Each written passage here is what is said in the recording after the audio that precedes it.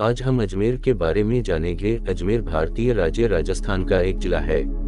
राजस्थान राज्य का हृदय स्थल अजमेर जिला राजस्थान राज्य के मध्य में 25 डिग्री 29 मिनट से 26 डिग्री 50 मिनट उत्तरी अक्षांश एवं 73 डिग्री 54 मिनट से 75 डिग्री 22 मिनट पूर्वी देशांतर के मध्य स्थित है।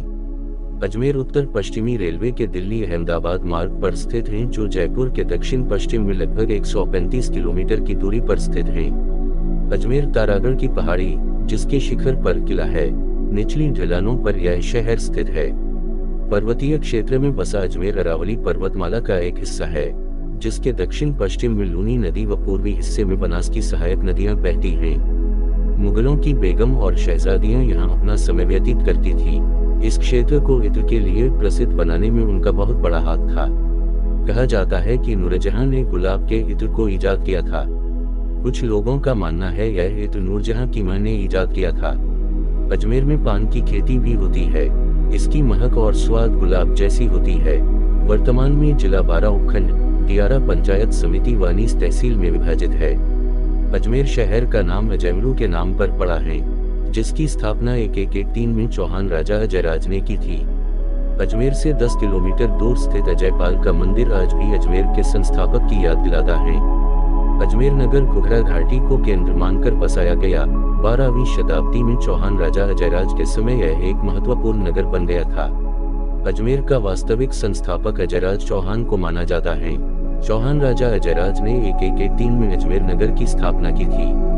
अजयराज ने अपनी राजधानी का नाम अजयमेरू रखा, जबकि अजयपाल ने 7वीं सदी में बिठली पहाड़ी पर एक किला गढ़ बिठली नाम से बनवाया था, जो बाद में अजयराज के द्वारा स्थापित 1113 में अजमेर नगर के नाम से अजयमेरू कहलाया, जिसे कर्नल टॉड ने अपने सुप्रसिद्ध ग्रंथ में राजपूताने की कुंजी कहा है।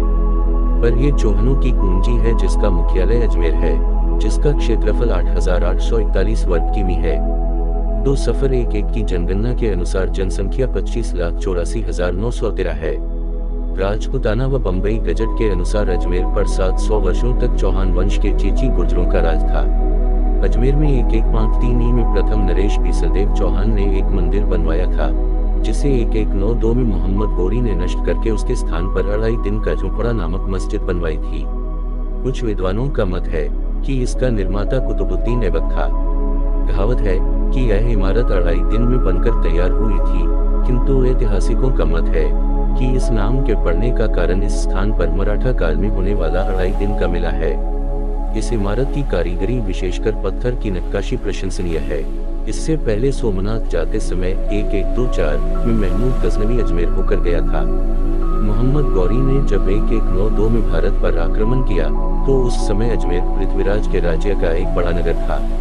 पृथ्वीराज की पराजय के पश्चात दिल्ली पर मुसलमानों का अधिकार होने के साथ अजमेर पर भी उनका कब्जा हो गया, और फिर दिल्ली के भाग्य के साथ साथ अजमेर के भाग्य का भी निपटारा होता रहा। 1193 में दिल्ली के गुलाम वंश ने इसे अपने अधिकार में ले लिया। मुगल सम्राट अकबर को अजमेर से बहुत प्रेम था, क्योंकि उसे मोइनुद्दीन चिश्ती की दरगाह की यात्रा में बड़ी श्रद्धा थी। एक बार वह आगरा से पैदल ही चलकर दरगाह की जियारत को आया था। मोइनुद्दीन चिश्ती 12वीं शती में ईरान से भारत आए थे। अकबर और जहांगीर ने इस दरगाह के पास ही मस्जिदें बनवाई थी। शाहजहां ने अजमेर को अपने अस्थायी निवास स्थान के लिए चुना था। निकटवर्ती तारागढ़ की पहाड़ी पर भी उसने एक दुर्ग प्रासाद का निर्माण करवाया था, जिसे बिशप हेबर ने भारत का जिब्राल्टर कहा है। यह निश्चित है, मुगल काल में अजमेर को अपनी महत्वपूर्ण स्थिति के कारण राजस्थान का नाका समझा जाता था। अजमेर के पास ही अनासागर झील है, जिसकी सुंदर पर्वतीय दृश्यावली से आकृष्ट होकर शाहजहां ने यहाँ पर संगमरमर के महल बनवाए थे। यह झील अजमेर पुष्कर मार्ग पर है। सन 1878 में अंग्रेजों ने बदनोरा राज्य में अजमेर और केकड़ी प्रांत को शामिल कर अजमेर मेरवाड़ा के नाम से संयुक्त स्टेट बनाकर केंद्रीय शासित प्रदेश बनाया था। 1956 में यह राजस्थान राज्य का हिस्सा बन गया। वर्तमान में अजमेर के जिला प्रमुख विश्वमोहन शर्मा है।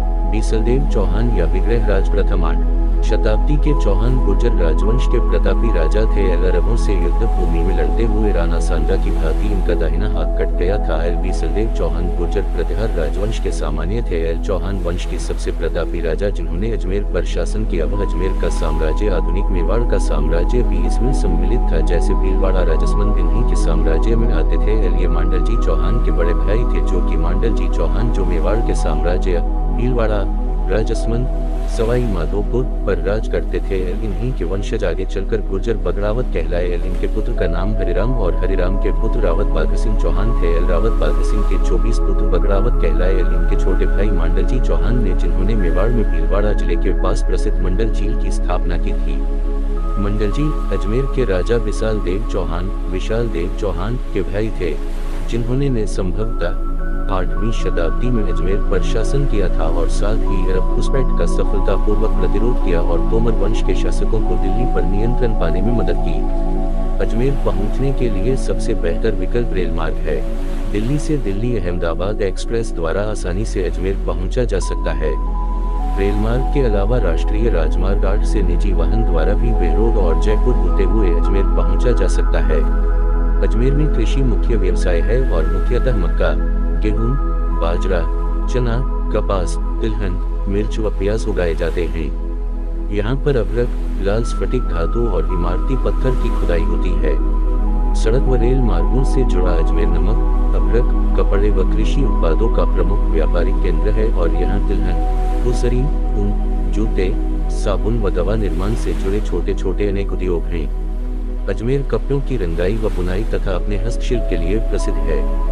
दौलतबाग, आनासागर झील, तारागढ़ का किला, श्री देवनारायण भगवान मंदिर, देवधाम देवमाली मसूदा तहसील, चामुंडा माता मंदिर बोराज, जगतपिता ब्रह्मा मंदिर पुष्कर, नसीराबाद छावनी, सावित्री माता मंदिर पुष्कर, गुर्जर सम्राट पृथ्वीराज चौहान स्मारक, मार्बल नगरी किशनगढ़, श्री धूलिया वीर तेजाजी महाराज मंदिर सुरसुरा, रूपनगढ़ पुष्कर झील, बियावर, दरगाह शरीफ अजमेर के करीब तीर्थराज पुष्कर है। कहा जाता है कि यह वही स्थान है जहां सूफी संत हजरत ख्वाजा मोइनुद्दीन चिश्ती ने आखिरी बार विश्राम किया था, जहां लोग दूर दूर से दर्शन के लिए आते हैं। मकबरा हजरत ख्वाजा हुसैन चिश्ती औलादे ख्वाजा, मकबरा हजरत अलाउद्दीन चिश्ती औलादे ख्वाजा, सोनी जी की नस्सिया, नारेली तीरथ, 2.5 दिन का चोपा, फोयसागर, अकबर का किला। अकबर की मैगजीन इसी को कहा जाता है।